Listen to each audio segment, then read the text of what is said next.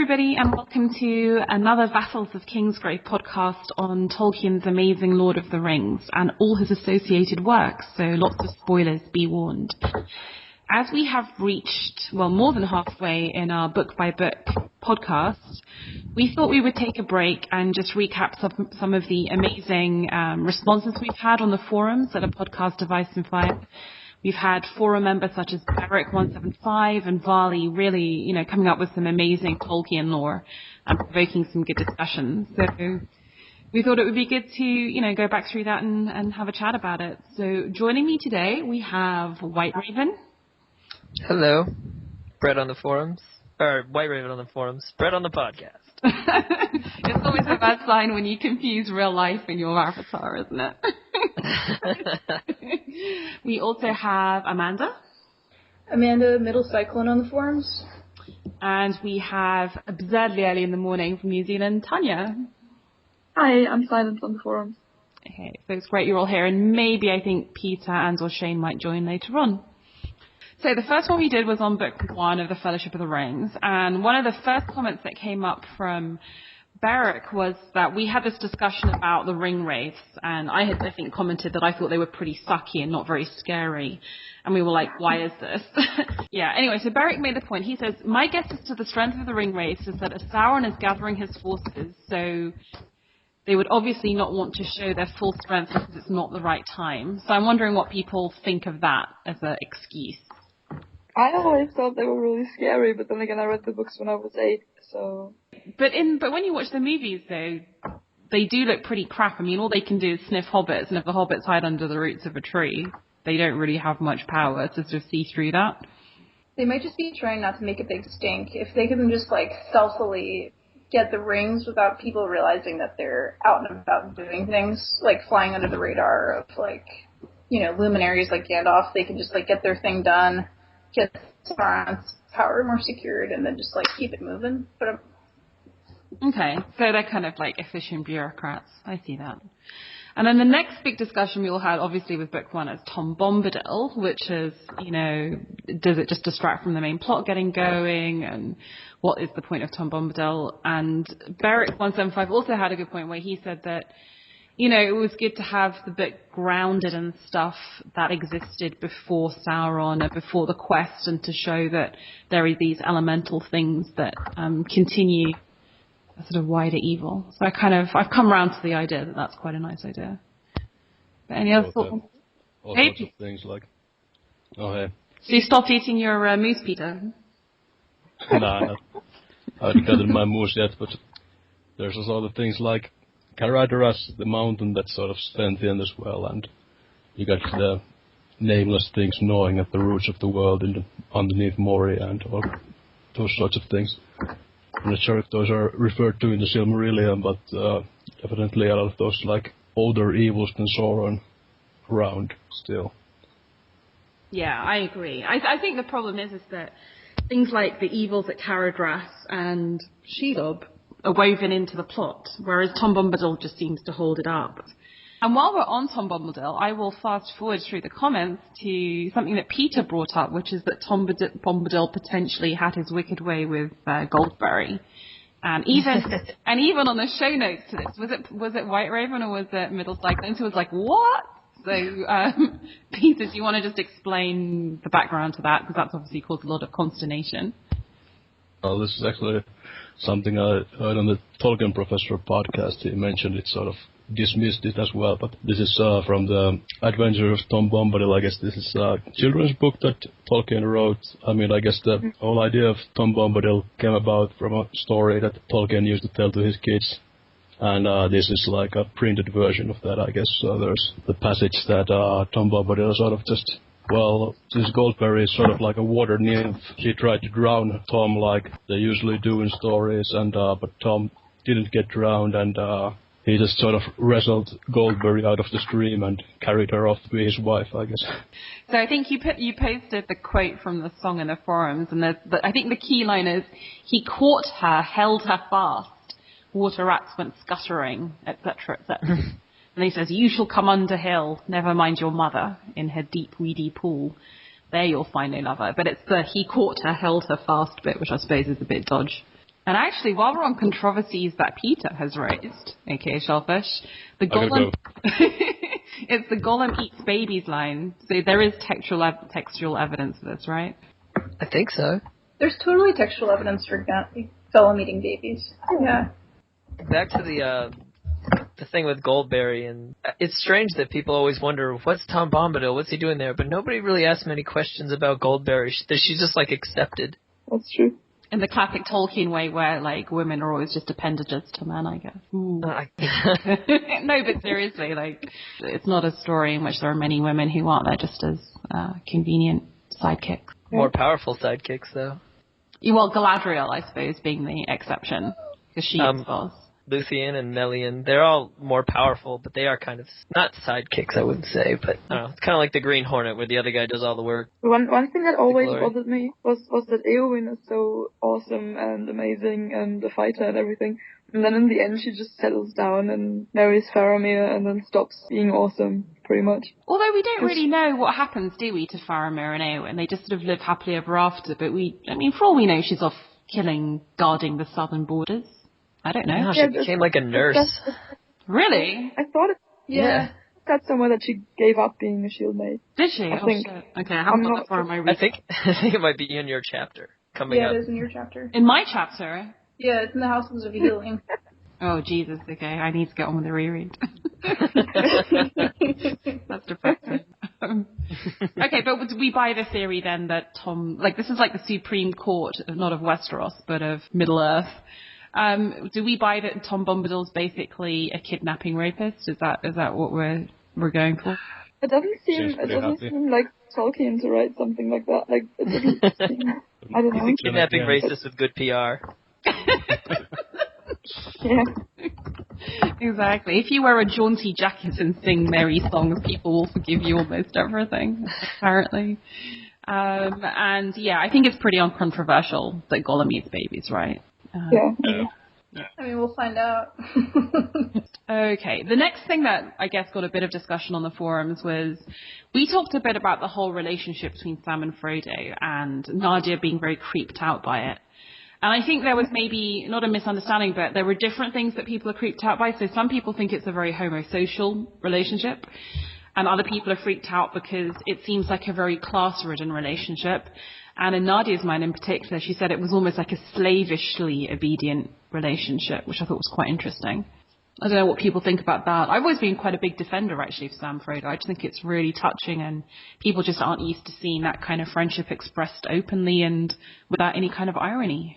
Yeah. I think you have to look at the context of, like, if you look at when Tolkien was writing it, not to get, like, allegorical or whatever, but just, like, male friendship and, like, the idea of your buddy in war was just, like, a thing that was so, like, glorified in, like, media and songs and everything, especially with, like, both the World War I and World War II, like, veterans. I feel like homosexuality just wasn't, like, acknowledged in that way, and so it's like, I don't read them as homosexual at all as a gay person, but, I mean, there's definitely some stuff that's, like, a little, like, weird, but if you think about the fact that that's just the way, like, strong male friendship was portrayed in some ways, that might be part of the reason that it reads weird to us now, because culturally male friendship is looked at differently now, I think. Yeah, and actually Barry put it really nicely in the forums. He puts, and I quote, "The elements of friendship ring true because there is no political correctness concern at all, just an expression of the author's true feelings about what friendship entails. Whereas these days everyone wants to get rid of any ambiguity here, sadly, because of subconsciously macho kind of audience that can't deal with emotional complexity." And yeah, I think that's really well put. Yeah. That is very well put. But on the issue of, like, the class divide, I mean, I guess to modern ears it does seem... I mean, sometimes Sam really is quite subservient, in fairness. I don't really know what to say about it. I don't know much about class divisions. So, to me, they do seem like he's subservient to Frodo, but I don't see it as necessarily a bad way. It seems like he enjoys being that way. I mean, I think, like, Eiffel made a good point on the forums where he said all of the other hobbits, apart from Sam...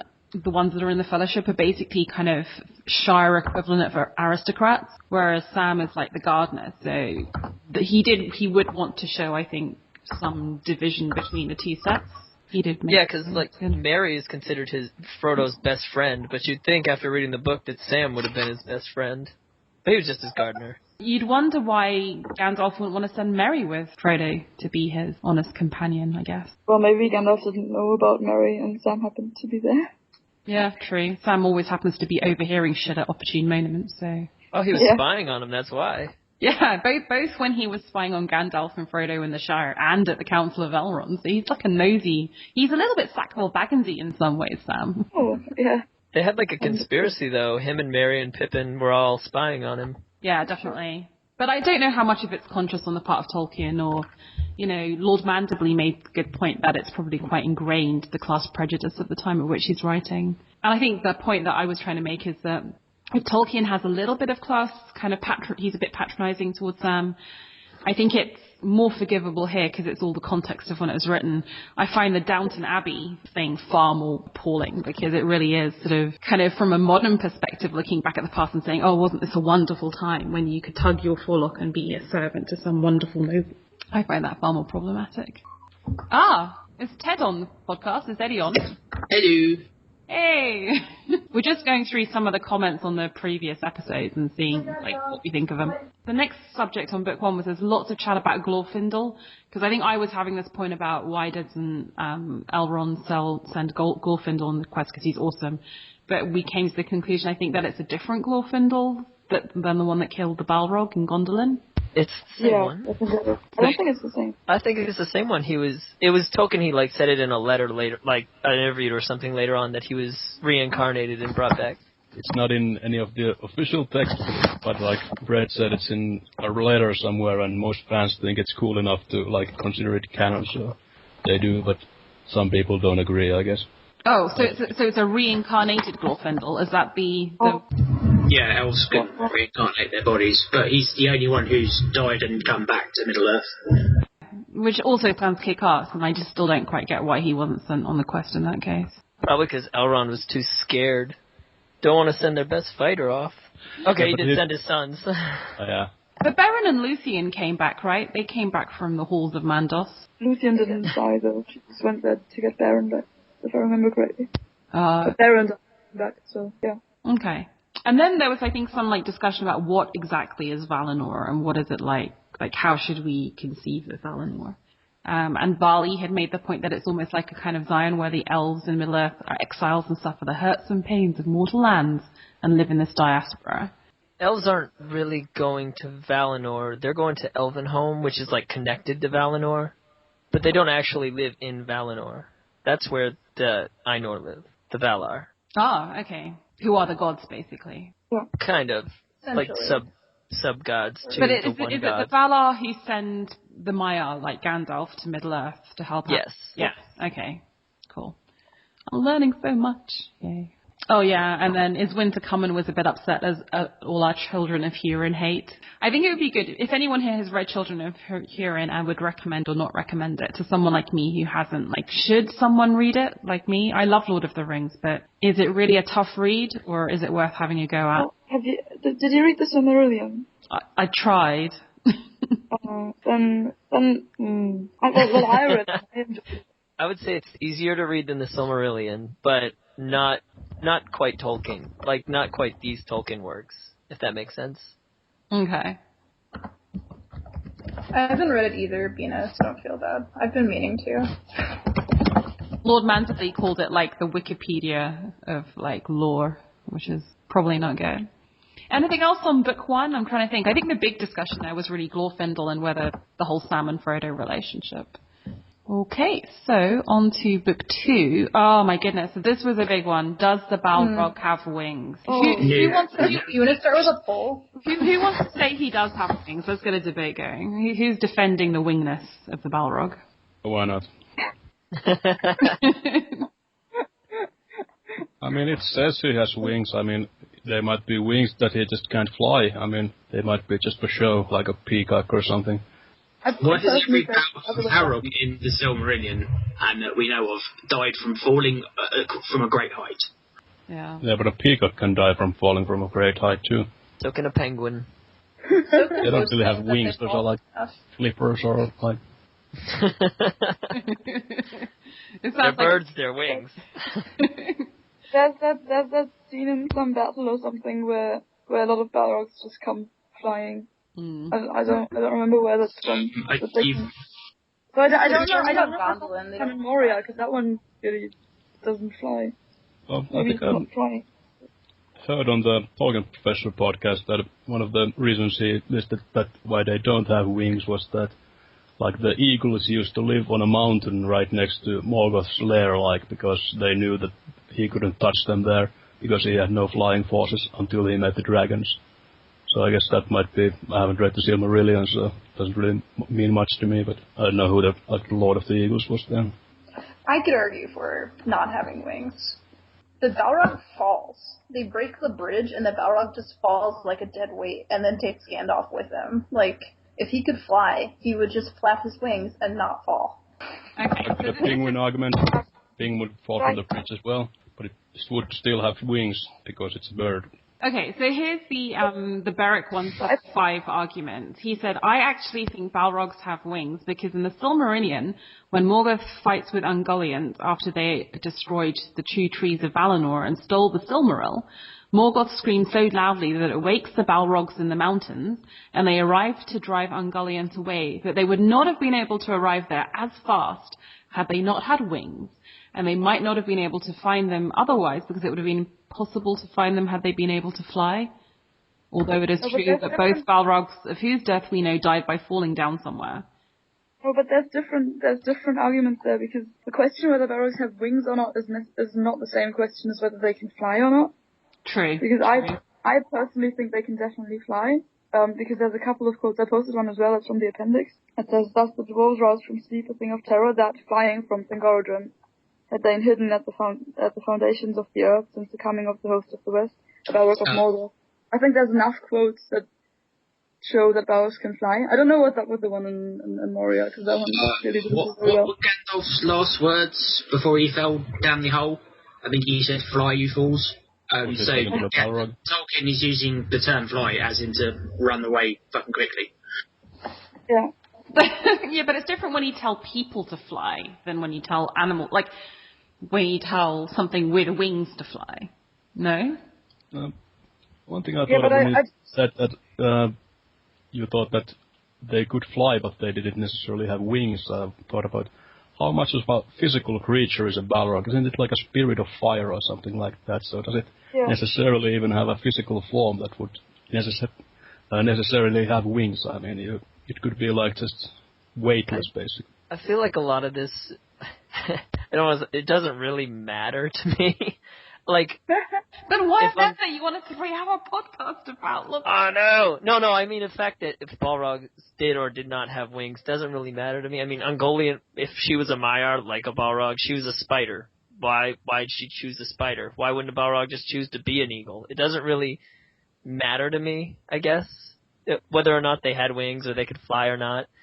They died from falling. Maybe those Balrogs didn't have wings. Maybe others did. Who knows? I mean, he doesn't really go into it, so it's hard to lock it down. Maybe it's just a Jane Westerling white hips moment, although I tend to think that Tolkien does less of those than George R. R. Martin.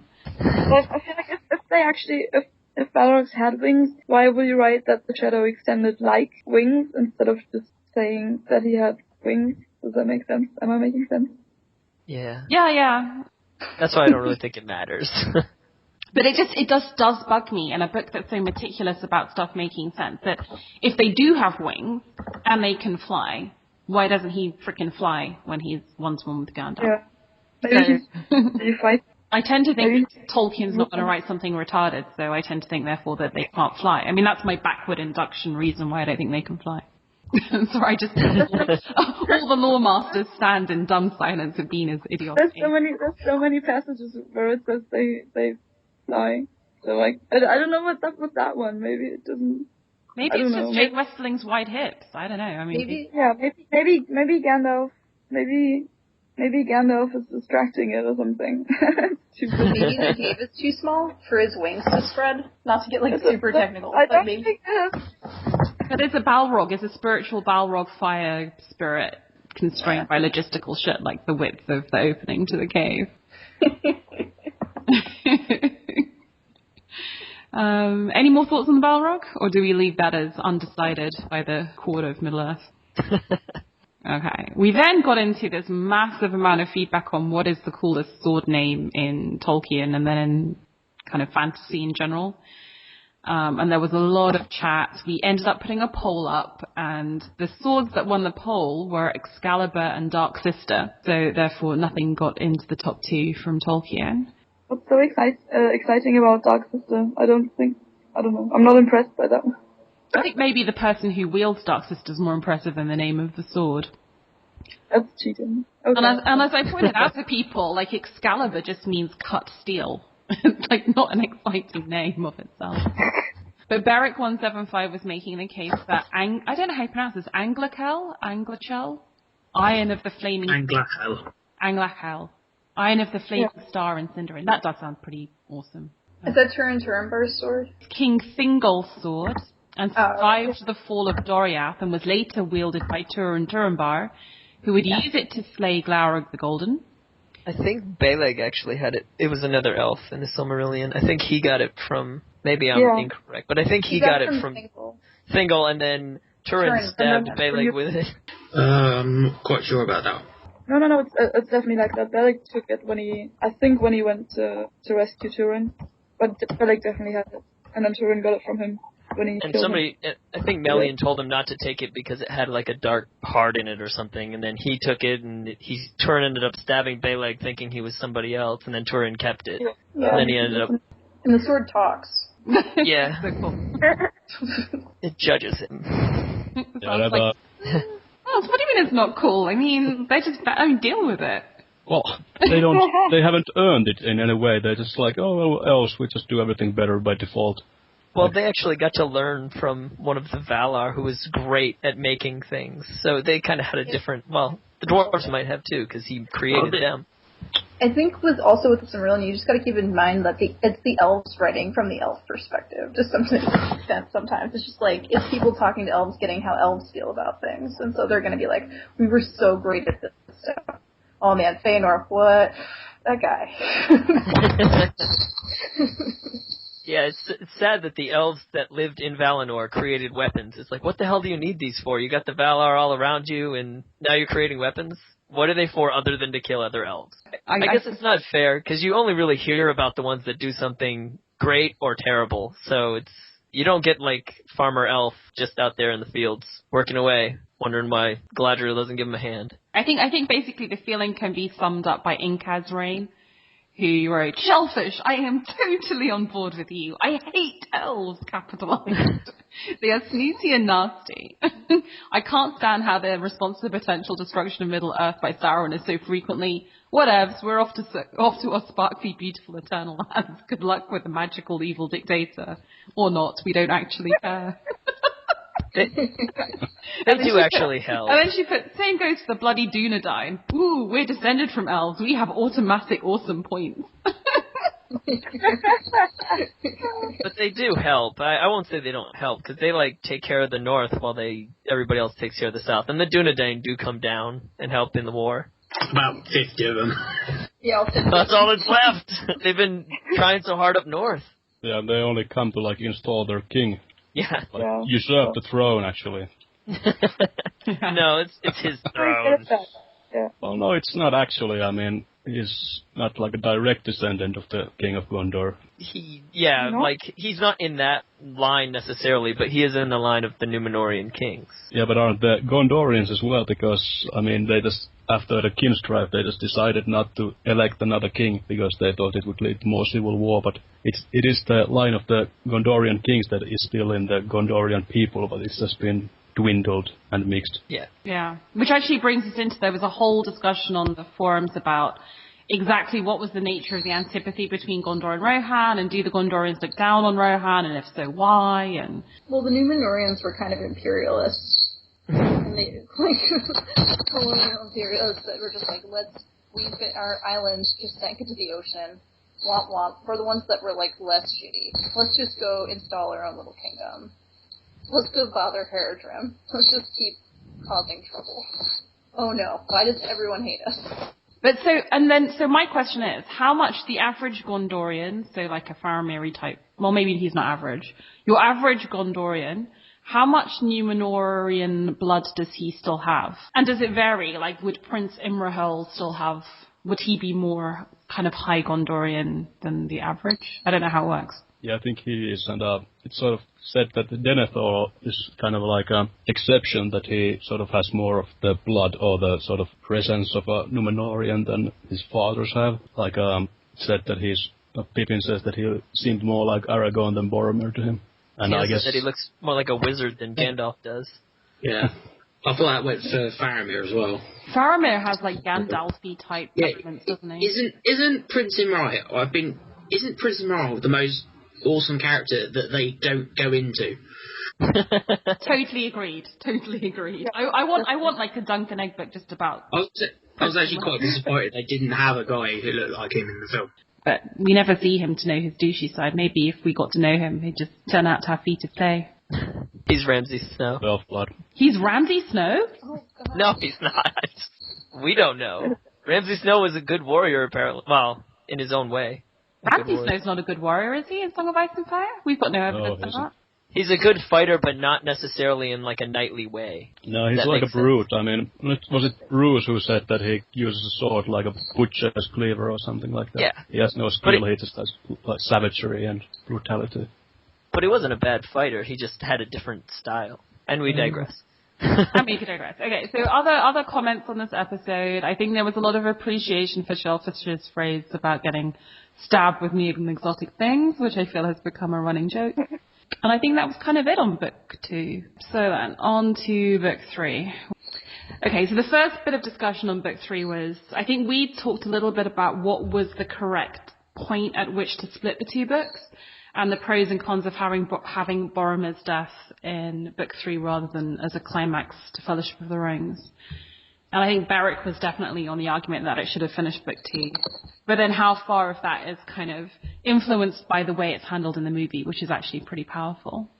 I listened to the Tolkien Professor podcast on this just to see what he had to say about it. And he likes the way they do it in the movie, obviously. But he says in the book, the reason why he did it is because that Boromir's fall is when the Fellowship ended. And that's when that book ended. And then the next one, it's like the Fellowship is no longer together. Boromir's obviously not doing so hot. But that was when the Fellowship broke, and that's why that book ended that way. That's his theory anyway. That makes a lot of sense. Okay. And it definitely seems like Tolkien to keep that kind of structure in there and to pay more attention to that than to how Good writing.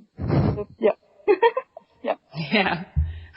Beric also made like quite a cool point that the death of Boromir had a lot of Frankish influences, notably from the Song of Roland. The idea that the pagans slaughter him, that he blows a horn, which in Song of Roland is called an oliphant. So, and then so here's the thing: like there was lots of discussion of where did the orcs come from and who bred them and what are the exact mechanics of that. So Beric put like a whole bunch of detail down on the forums. I heard that Tolkien Professor talk about it, and he seemed to suggest that people they're sort of force breeding orcs with humans. Do we ever see any female orcs? They're just no. They're probably too busy having babies. I wonder if orcs are immortal. I don't really know. I don't know if the text actually ever clarifies it. But like some of those orcs in Mordor, could they have been around for the First Age? I don't really know how that works. So I've always wondered if like some of the orcs were like, oh, I remember this guy. I'm out of here, or something like that, or because they don't really go into it.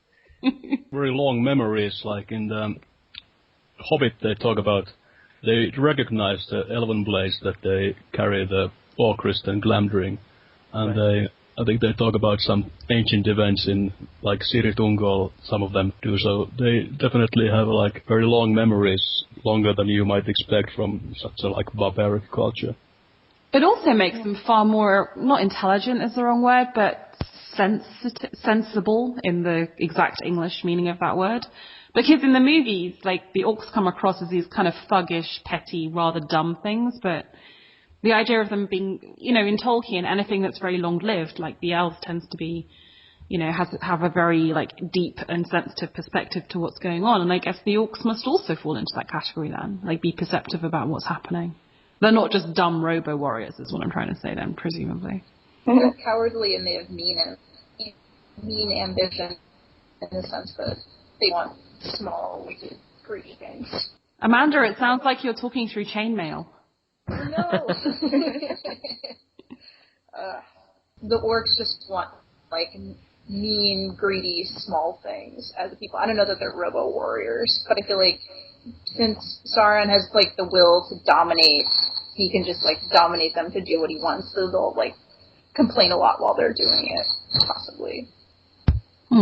I think they're not actually sort of, like, very, like, barbaric, like, in the, I guess, traditional sense of the word. They don't have this very primitive culture. They are actually quite advanced. I think that kind of some of Tolkien's views might have seeped in as allegory there, that they're kind of like bureaucrats, actually, because in Kirithungol, when they capture them, they talk about, like, how every article they find must be catalogued and, like, sent upwards or something like that, and they also have this, like, industrial forges in Isengard and all that, so they're not, like, savages, but they're sort of cruel and mean, and, I mean, I guess there's been this trend of orcs in fantasy lately, that they're sort of these hut-dwelling savages, basically, that can't make much of anything.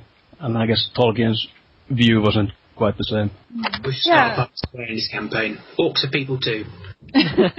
I think it's interesting that we never see any elven children, and it makes me wonder if the elves have just given up breeding, because you'd think there'd be more of them around, being that they live forever. Yeah, but there's no elf fornication anymore, is there? I don't know, that's what I'm asking. Did they give up? Or they were like, nah, we don't need it anymore?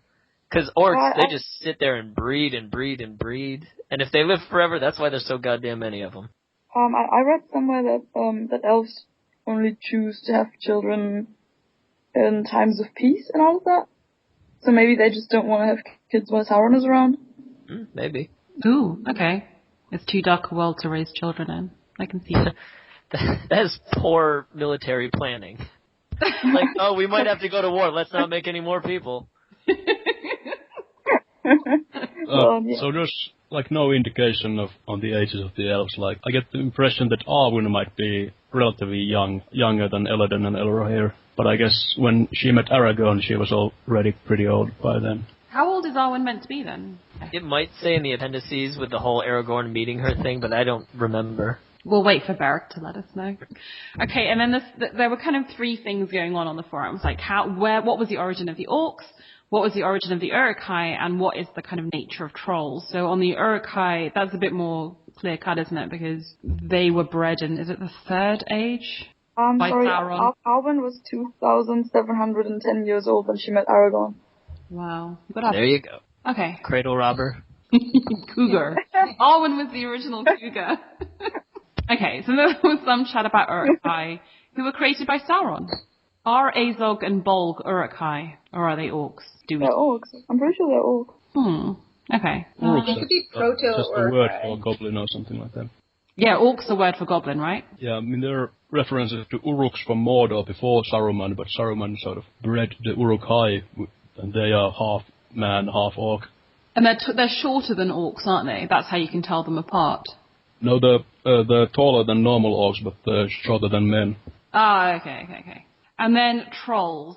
And Beric puts, as far as trolls are concerned, they were created out of an unnamed substance to mock the Ents, and all would turn to stone except for the Olokai, which were sun-resistant and more intelligent, because Sauron knew how to improve on previous creations of Morgoth, and they spoke the black speech of Mordor. Wow, trolls sound awesome. Why do we not see any trolls in Lord of the Rings? We see one. Yeah, but, like, why aren't they used? They seem... There are some in Moria when they're chasing them. I mean, when they're in the Tomb of Balin, when the first sort of wave hits the door, you see like a troll like come in, and Frodo stabs it, and the troll runs away. And when they're running from the Balrog, there's like a chamber with like deep pits in between the goblins and the Fellowship, and then a bunch of trolls come up and they throw like bridges over the gaps so they can pursue them. So we see them like briefly there, but we don't see them fight or anything. Okay. I think they're actually doing the knocking down the gates of Minas Tirith too. They're the ones using the battering ram. Yeah, those are Olokai. Okay. And are they Olokai then? Because they're the sun-resistant ones. Yeah. Okay. Yeah. So are the Olokai half human then? Good question. I don't know. If you think like the creation of the Uruk-hai was bad, well... Yeah, let's have some troll half-breeds. So my question is do we know, like, the inventory? So is it the case that, like, in Middle-earth, if there were, say, hypothetically 10,000 orcs, would there be 1,000 trolls? Like, what are the ratios here? I know when I play Battle for Middle-earth, you make a lot more orcs than you can trolls. Is that canon? A video game's canon? I love it. Absolutely. Had New Line right on the box. If anyone knows that, that's the kind of geeky shit that I would love to know. I'd love to know how many of these different things there are. It's definitely not canon, because I think they have, like, dwarves riding little dragons, so... Maybe not. Yeah. Fire drake. Sorry, Peter. There might be the trolls that they're sort of more savage and more like animalistic. They're more like beasts than orcs, because...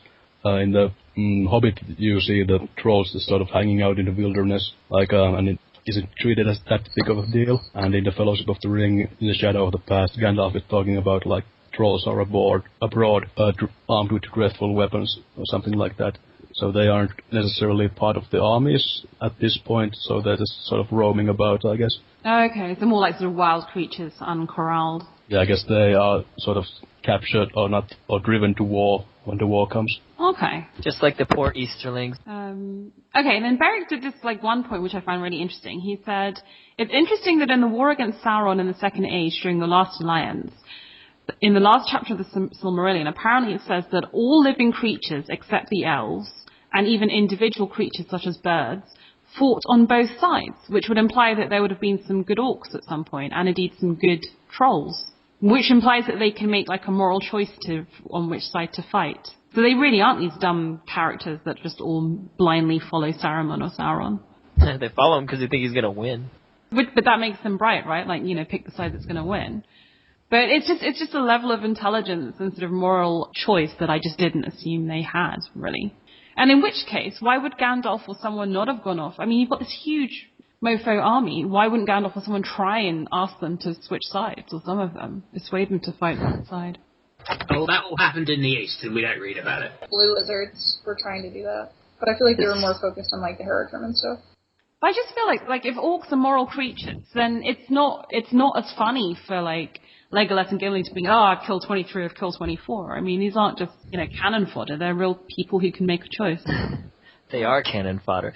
Sauron does control them to some extent, because when he, turns his eye away from them, they all just freak out and start running around crazy. So he does have some control over them. However he does that, I don't know. Sorry, any more on orcs and orcs as cannon fodder? I think they're hero fodder, not cannon fodder. Hero fodder. That implies that you think Legolas is a hero. Yeah, he might be. Okay, so this is the first point of real interesting stuff. The nature of the Palantiri, which we had started to say, are they a means to project yourself? And Beric seemed very clear that they were just seeing stones for communication, and that they couldn't... Because, there was some chat about how come Saruman's so far from Orthanc just on the eve of battle, and then we were saying maybe he was projecting himself into the forest. After reading the rest of this trilogy, they do explain that they're just for seeing, and they can't show lies, but Sauron can show things that aren't necessarily a lie, but they're not full truths. Like he showed the Corsairs coming in, but he didn't show the part where Aragorn raises the sails, which he probably didn't even know at that point, so... Can you see into the future with that thing, or is it just the present?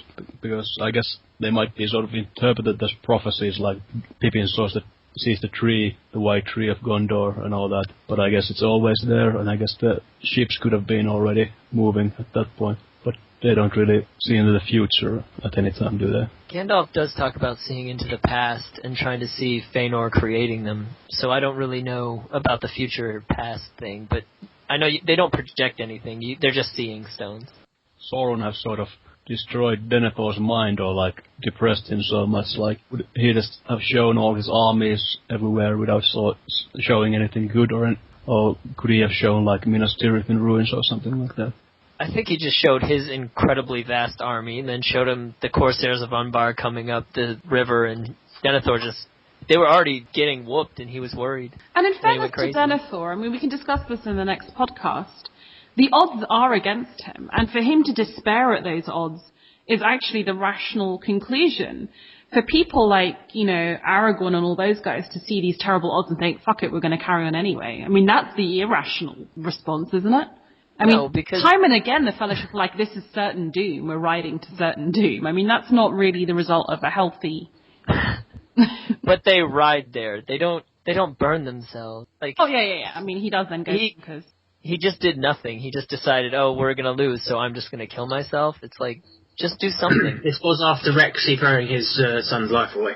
Yeah, also true. Also not good. Okay, so maybe my better example would have been Saruman. Like, Saruman using the Palantir to see Sauron's amazing forces and making the rational choice to ally with Sauron and try and get whatever crumbs he could and eventually try and control him, I think is a much more rational response than, one does not simply walk into Mordor with two hobbits, Oh, wait, I thought of something about that last thing. It's just meant to be funny, though. He should have gone out to the front of his armies and gone down in a blaze of glory instead of just a blaze. Edit that, make it sound better. Thank you. Oh, and then we talked a bit about the Battle of Helm's Deep. As I said, that it was interesting how in the movie they changed it to make Theoden kind of have a moment of doubt, and then Aragorn has to persuade him to ride out one last time. Whereas in the book he has much more resolve. And I think and maybe you, Amanda, but certainly Tanja didn't like that because it made him seem more vacillating. And Beric made the point that he actually liked the change because it was more of a parallel to Denethor, because they both were prey to pessimism, but Theoden was able to overcome it.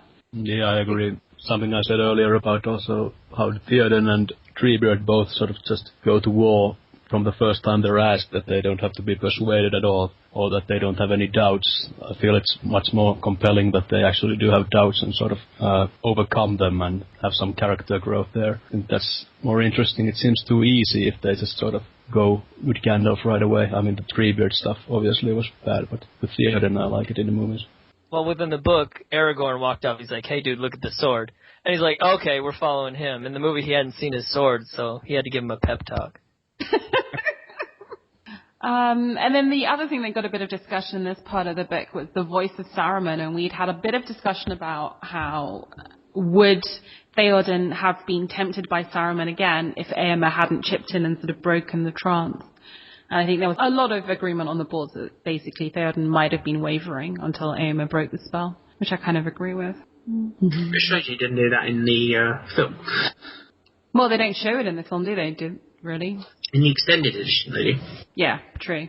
Well, he does sort of kind of, the first words he said, it shows him being in some difficulty with the power of the voice, but he overcomes it more quickly than in the book. Okay, and then we have Vali. So I had basically said it's absolutely freaking absurd that in the midst of battle at Helm Deep, that Aragorn just goes and has a bit of jaunty banter with the orc, where he's like outnumbered 10,000 to 1, and he's like, I think you should surrender, we're going to come and kick your ass. And Vali disagrees. I disagree with calling Aragorn's parley absurd. I think it plays with a greater theme of hope without promise that goes through these books. When the battle looks dire, Aragorn is basically saying, who knows what the sun may bring, utter defeat or salvation for the men? No one knows. I think this is an important scene in the book, and the sunrise scene in the movie was very moving. So who agrees that Aragorn's parley makes sense? I like it, but I don't think it's very like you said on the episode, that would they even hear what they're saying in the midst of battle? It's not very realistic, but these are fantasy books after all, so I like the scene, but I don't know if it makes sense. He really should have just held his sword over the wall so they would have seen it and ran away. Yeah, and that was kind of it on book 3. Any other comments on book 3? Not really. I still think the parley's a little absurd, but whatever. I mean, it's funny, and it's one of the rare examples of Aragorn being funny, as we discussed on that podcast. So. And I do like when Aragorn says it, the men are like, oh, should we leave? And it's the orcs that are like, no, we're fighting. We're the fighting Uruk-hai. It's what we do. It's what we were bred for. It sounds like something their strength could tell them to do. So if you're feeling a bit of doubt, recite this mantra. You're the fighting Uruk-hai. Yeah, we're the fighting Uruk-hai. So, moving on to the 4th podcast, Lord of the Rings Book 4, The Journey to Mordor. And the first point of discussion here was, who was it who was calling Sam whiny? Was that you, WhiteRaven? Absolutely. A lot of people like, Sam isn't whiny and negative. He's always being positive and trying to keep Frodo's spirits up. So Is Winter Coming and Alias were very much of a mind that you were very harsh on Sam. So what do you have to say for yourself, Brett? Those folk need to go back and read the book. Ooh, harsh. I do think he is like a great hero of the story, but he's just so whiny. It's like Sam Tarly. He's so whiny. It's like, get over it. Aragorn doesn't bitch that he has to go into battle. Neither does Gimli or Legolas. They just do it. I just don't like characters that whine a lot. Yeah, but they've had a little bit more experience with these sorts of things than Sam. He's a gardener. It's not in his job description to go up a mountain and destroy a ring. Still think he's whiny. Oh, dear. To quote Is Winter Coming, the quest would have failed if it weren't for Sam bearing the ring and literally carrying Frodo up the mountain, ! Bitching the whole way.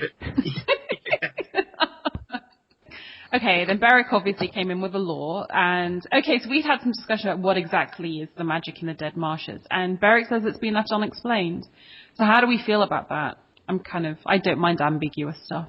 I don't mind it. Yeah, I think it's kind of like necromancy, so I guess that would be Saruman's or the Ring Wraith. So I guess Sauron might have wanted to sort of defile the remains of the elves and the Númenóreans who fought against him in the last war. So here's something that I'm not sure I agree with, actually. So Beric argues that the magic in A Song of Ice and Fire follows stricter rules than the magic in Lord of the Rings. And that's not necessarily what I like about magical elements. In general, I prefer not knowing the trick behind the curtain because it preserves the awe that the trick inspires. So those of you who've read like the Silmarillion and stuff, do you think the magic is more... I always thought the magic was quite ambiguous in Game of Thrones and Song of Ice and Fire because you never quite know whether it's a misread prophecy or what really is going on. We don't even know if magic is real in A Song of Ice and Fire, other than Melisandre making shadow babies, really. I don't know. Beric. And people bringing people back from the dead. Yeah, but there's no like rhyme or reason as to why that's happening. There could be a consistent system, but we don't know what it is. Well, I'm certainly sure George R. R. Martin doesn't know what it is either. Okay, so I mean, I think it'll be interesting to see, Beric, if you're listening, like to just go into that point a little more because I think it is quite interesting, like the nature of magic in both books. And yeah, we were talking about what is the nature of Shelob and the death of Shelob, and does she just like starve and stuff? So there's a lot of chat of that on the forum. I actually have something about that. Like we were wondering if they knew if Shelob was there. Mm-hmm. Well, I don't know why I didn't think of it. Like Cirith Ungol actually means like spider's cleft or something like that, or spider's pass. So they knew there was a spider there and it was dangerous. That's amazingly literal of you. You're like the honorary Nadia for today's podcast. But just because it's called Spider's Pass doesn't mean that there's still a spider there just happens to be a giant spider up there. I want to say somebody knew. No, but lots of these names, and especially in the world of Tolkien, signal what used to happen in a place, and it may have fallen out of... You know, if there was a magic spider there for like centuries, and then the spider got killed, they'd probably still call it Spider's Pass. They'd probably get a new name, like Spider's Bane Pass or something like that. When big things happen in Tolkien, they get new names. That's why the Silmarillion sucks to read. That's why Minas Ithil became Minas Morgul, or Minas Morgul. True. Okay, so that was their bad then. Oliphants, lots of love for the Oliphants. Apparently, you can only kill an Oliphant or a Mumakil, as the Haradrim call them, by shooting them with an arrow in the eye. Heavily armored. But do they have to be armored? Maybe their hide is just thick. I think Beric is saying they're just basically invulnerable apart from in the eye. I guess. I mean, Shelob couldn't be pierced except for by her own weight killing herself. Why not a giant elephant? I found that whole thing about Shelob just voluntarily impaling herself rather convenient. Well, I don't know. She could have been. Maybe Aragorn was there with his sword. He could have maybe done something. Oh, but, Jesus Christ, boys. What is it today with Aragorn? You've, deflected your attention from Legolas to Aragorn and his sword. It's so mean. You're such bullies. Well, I mean, whatever of Aragorn and his sword. I said it could have killed Shelob. Sam cuts off one of Shelob's arms, or, well, not claws, with the sting, so I guess he could have done more than just, did they actually body Shelob? Because I assume that the claw is made of about as hard a material as her body. It's like Aliens. He should have picked that up and stabbed her with it. He should have used his Palantir to look into the future and watch Alien. Sam didn't have a Palantir. Pippin had a Palantir, though. He could have helped his mate out. So, and then the final thing is Faramir. Because basically I had been in Faramir love. Apparently, there are some people out there, including Beric, who think that Faramir is too good to be true. And that if someone as wise and noble as Gandalf knows better than to go near the ring because he's so scared of being tempted by it, then isn't it just inconsistent and undermining to the concept of the ring that Faramir can go kind of be so near it and shrug it off as if it's nothing? So does anyone have any sympathy with that? He never actually held it in his hand. It might have been a different story if he, like, saw it and actually had it. Actually, that's true. Frodo doesn't actually ever take it out and show it to him, does he? Like he does in the movie, or not? They just talk about it. Gotta agree with Eric here. I mean, again, I think it's a little too easy. I don't remember where I heard this, but somebody made the argument that Faramir wouldn't have been a good vessel for the ring, so it didn't try to tempt him. Yeah, we made that point on the podcast. Oh, is that on the podcast? Oh, yeah, sorry. Yeah. I guess I should listen to the podcast after we tape them. In fact, I think you made that point. Yeah. I'm so a bit of false modesty. Someone made this awesome point. It was so brilliant. I don't know why nobody else thought of it. But I think it's right. I mean, I think we came to the kind of conclusion that the ring chooses the path of least resistance to evil power, and Faramir would have just been harder to corrupt. Well, it was already headed right where he wanted it, kind of. Yeah, so why jump to Faramir when you've got a little hobbit munchkin that's taking you right into Mordor anyways? Okay. Oh, and back to Shelob speaking. Remember that was on there somewhere? Yeah, does Shelob speak? She does to Gollum. I'm guessing they're not using hand gestures to talk about what they're doing. Well, what I find weird is, like, it's just something kind of silly about a massive talking spider. Well, between the Hobbit... Go ahead, Peter. It's not what you thought about the spider speaking in the second Hobbit movie. They only talked when he was wearing the ring. Is that right? Yeah. Like, you could only understand him when he was wearing the ring. I like that, because it makes some sense. I thought it was good. I mean, I was kind of dreading that beforehand, because I think that talking animals are kind of silly, like, they just make it seem like a kid's show or something like that, and I was glad that the wargs or the eagles didn't speak in the first Hobbit movie. But when the spiders did in the second one, I didn't mind, because it was pretty well done. I don't even think Tolkien liked talking animals, because when he wrote Lord of the Rings, is there any real talking animals in this? No, I guess he got over that, but isn't it in Silmarillion there's like Húrin the Hound or something like that? And it's Huan. Yeah, he's a Maiar, and he can only talk 3 times. So you better choose them carefully. Imagine if he had to talk to someone who's hard of hearing. He's like, shit, use up another one. I don't know, I just find the idea of Gollum and Shelob having this little, like, tete-a-tete conversation in her weird lair, like, really weird to think about. I never really thought about what that conversation probably would have been like. Well, I assume they had to talk, though. Because you can't just see Gollum pointing and then, like, holding his hand on, like, hobbits over there. I'm kind of inclined to think that maybe she might have some, like, mind control thing that she could, like, project her thoughts into Gollum's head or something like that. I don't base this on anything, but that might seem like less stupid than the talking thing. Why not? The next thing that caused a lot of discussion was, did we really spend enough time talking about which towers are the 2 towers? So maybe we need to do that now. And Barrick was saying, is it Barad-dûr and Orthanc, as in the movie? Or Orthanc and Cirith Ungol? Or Orthanc and Minas Ithilm/Morgul? I think you can make your own decision about that, because Tolkien sort of was forced to give the 3 books names, because he thought of it as one book. He just had to give them names for the publisher. So I guess you can make up your own mind for the 2 towers. I think he originally wanted to call it the Treason of Isengard, but he thought that gave away too much or something like that. Well, the Treason of Isengard is kind of the name of the individual book of book 4. No, book 3 is the Treason of Isengard. And book 4 is the Journey to Mordor, like within... Oh, is it? Yeah. And I am off base, and I am sorry. Yeah, but I'm not sure if that was Tolkien giving those names. It's just that maybe people subsequently, like publishers, gave each individual book a name, just for chapter listings. Maybe he should have just called it A Shitload of Towers. And they could use, like, little expletives so they don't actually have to say shit. This is what Is Winter Coming says. Nobody brought this up on the podcast, and I was curious what everyone else thought about how Tolkien split up the 2 towers, with Book 3 covering Rohan, Aragorn, Legolas, Gimli, etc., and Book 4 focusing solely on Sam and Frodo.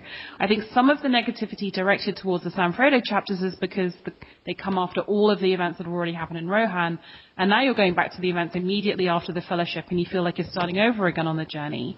So should the book have been distributed evenly like the movie? Thoughts, people? I'm looking this into this, and I don't know that there is a 2 towers combined, like B-Stamp style reread. So it would be interesting to see if in that community they've made one. Oh my god, we should totally make one up if no one has. That'd be awesome. Maybe when Tolkien was writing it, he was like, who the hell's ever going to want to read about Frodo and Sam walking to Mordor? I'll just put that in a separate book so they can skip it if they want. Yeah, in all honesty, if there was a book of Feast Dance where you could just skip... Oh, anyway, I won't get into that. But you could have like a Dawnless book and I'd be quite happy. Yeah, I don't know about, because in the movies when they are interwoven with the Rohan stuff, I still not a big fan of those scenes with Sam and Frodo, so I don't know how much it helps to have them interwoven like that. But at least it gives you a pause for breath. I felt like some of those scenes in the movie with the battles are so like, you're on the edge of your seat, the battle's happening, and it is nice to then just sit back a little bit and have a Sam and Frodo pause for breath and munch popcorn. I think in the movie they break it up like that, obviously because it does make the story more coherent, but it also gives Rohan time to move to a different position without being right there. Like, you go to Sam and Frodo, then you come back, oh, this is what the Rohirrim are doing. And it's not like, because in the book it's like, and then they went here, and then they went here, and then they did this, and then they did that, and then they went here. And in a movie you can't just like, and now they're walking, and then cut to the next scene and have them arriving. You kind of need like an in-between scene, and that's what they use the Sam and Frodo to do. I mean, right. I personally think it all should have been interwoven. I think that's it's one of the major innovations the movie makes, which I really like. I think it just it spreads narrative momentum evenly through everything. And also, because it's fun to have all the battles and it's fun to have Helm's Deep and it's exciting, but it just keeps in your mind focused always that the reason we're doing all this is because of the ring. So it just feels like we lose sight of the ring for too long otherwise. So I think that was the end of the feedback on 4. Any other comments? Any other kind of burning things that you all wanted to say that I edited out rudely? Burning things like Denethor? But I teed it up for you nicely there, WhiteRaven. Appreciate it. It's a comedy double act if ever there was one.